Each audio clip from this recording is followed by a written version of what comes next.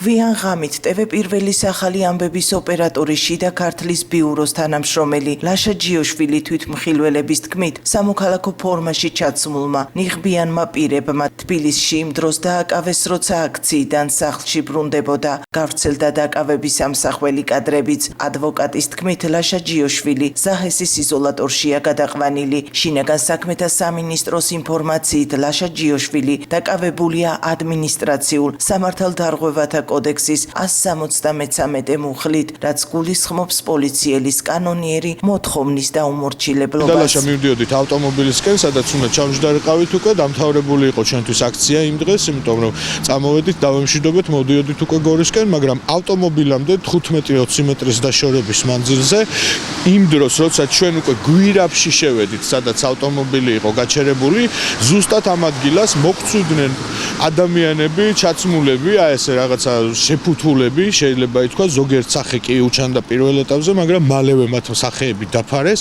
მოგწვიდნენ და დაიწყეს ჩვენი გადათრევა რაღაცა სიბნელეში ადგილისკენ. მე ვარაუდობ, რომ ეს ქმედება ემსახურებოდა ორ მიზანს, ერთი რომ შეიძლებოდა რომ ჩვენ ადგილზე მომხდარიყო ჩვენს მიმართ ფიზიკური ანგარიშწორება და იქ ძალიან მძიმედ ვეცემეთ.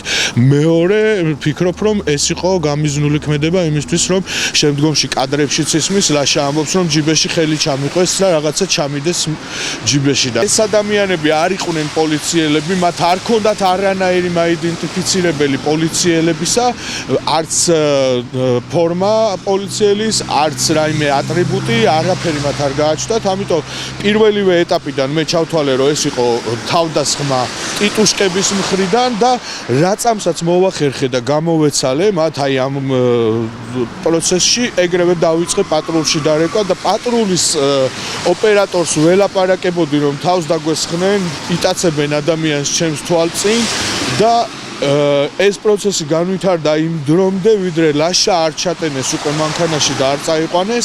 ლაშა ჯიოშვილის დაკავების ფაქტს გამოეხმაურნენ მმართველ გუნდშიც.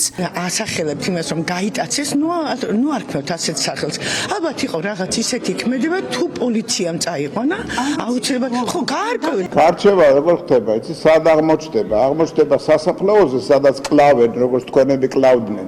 თუ აღმოჩნდება დაკავების ადგილას, სადაც გამოძიების შესაბამისი პროცედურები მიმდინარეობს. ფორმასთან დაკავშირებით რაიმე პრეტენზიები თუ არსებობს, ეს ცალკე საკითხია, არის ამის სტრუქტურები შექმნილი, გაარჩევენ. შეგახსენებთ, რომ TV პირველის შიდა ქართლის ბიუროს ოპერატორი ლაშა ჯიოშვილი გუშინ გვიან ღამით დააკავეს. მოგვიანებით შინაგან საქმეთა სამინისტრომ გაავრცელა ინფორმაცია, რომ ის დაკავებულია ადმინისტრაციულ სამართალდარღვევათა კოდექსის 173 მუხლით.